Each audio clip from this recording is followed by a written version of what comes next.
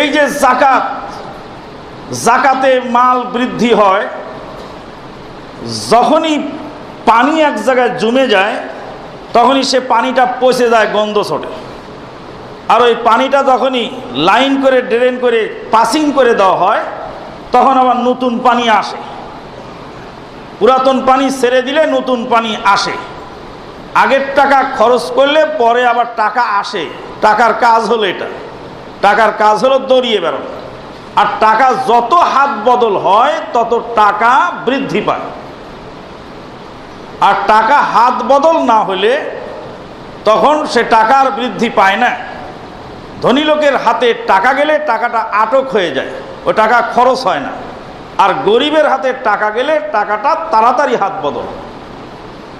ধনী লোকেরা যখন যাকাত দিয়ে দেয়, একজন ধনী 50 জন গরিব মানুষকে যাকাত দিল, একজনের টাকা 50 জনের মধ্যে ছড়িয়ে পড়ল। টাকাটা যখনই ছড়িয়ে পড়ল তখনই কেনাকাটার সরাসরি লেগে যায়। বাজারে কেনাকাটার পরিমাণ বাড়ে, গরিব দুঃখী মানুষ বাজারে গিয়ে কেনা শুরু করে। কেউ জামা কেনে, কেউ জুতা কেনে, কেউ চিনি কেনে, আর কেউ তেল কেনে, আর কেউ লবণ কেনে। জামাটাও ধনী লোকের গার্মেন্টস থেকে এসেছে, চিনিটাও ধনী লোকের ফ্যাক্টরি থেকে এসেছে, জুতাটাও ধনী লোকের ফ্যাক্টরি থেকে এসেছে। যেই ধনীরা যাকাত দিয়েছিল, ধনীর টাকা গরিবের কাছে এসে আবার ধনীর ঘরে ফিরে চলে গেল। মাঝখানে যে জুতা বিক্রি হলো, এর একটা লভ্যাংশ তার ঘরে উঠে গেল।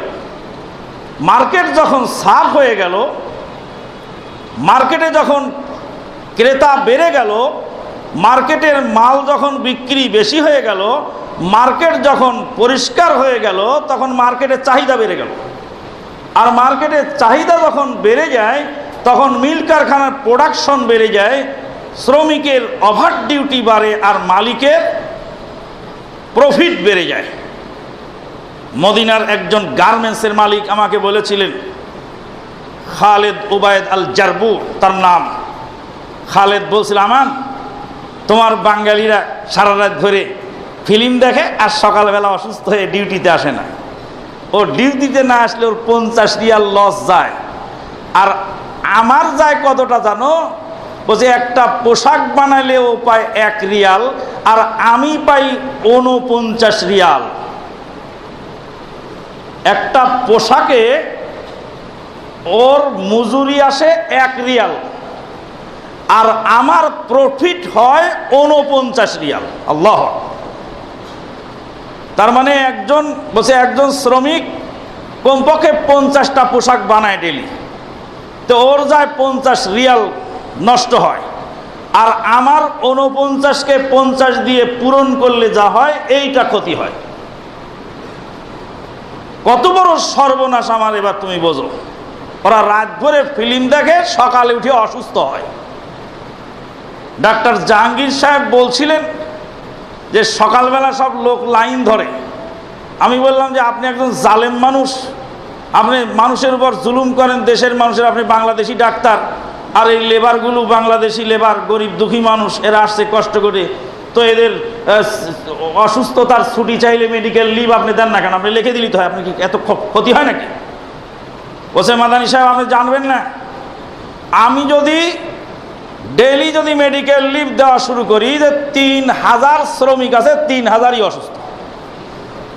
ওরা চিটার, ওরা বদমাইশ, ওরা রাত ভরে ফিল্ম দেখে। অধিকাংশ 1-8 জন হয়তো ভালো মানুষ থাকতে পারে, আসলে অরিজিনাল অসুস্থ।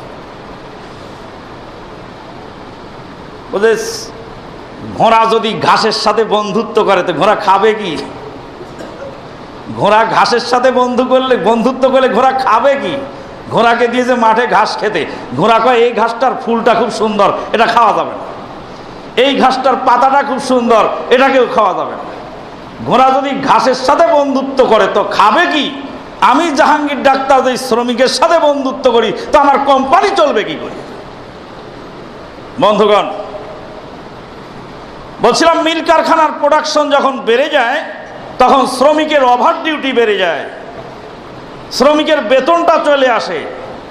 যখনই বাজারের মাল বিক্রি হয়ে গেল, ফ্যাক্টরির মাল, গোডাউনের মাল যখনই আবার বাজারে চলে গেল, যখনই ধনী লোকের পকেটে পয়সা আসলো, তখন তার ঈদ বোনাস দিতে আর বাধে না, তখন সে ঈদ বোনাস দেয়, তাহলে গরিব মানুষ আবার টাকা পেয়ে যায়। আল্লাহু আকবার।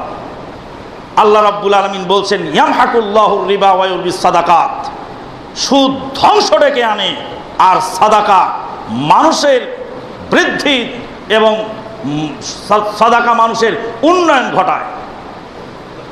দুঃখজনক হলে সত্য, মায়ের সাথে জেনা করার সমান পাপ হলো সুদ। আমরা ইসলামী মুসলিম দেশের নাগরিক, কত অর্থমন্ত্রী চলে গেছে, একজন অর্থমন্ত্রী সুদবিহীন অর্থনীতি ব্যবস্থা দিতে পারে নাই।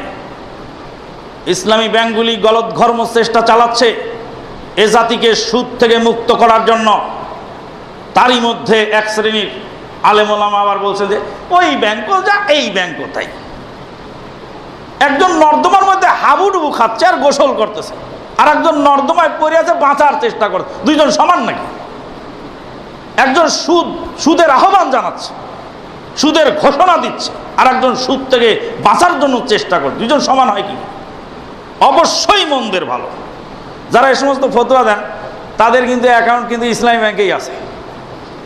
তো জিজ্ঞেস করি এটাও যদি সমান হয় ওটাও যদি ওটা করেন, ওটাতে যান না কেন?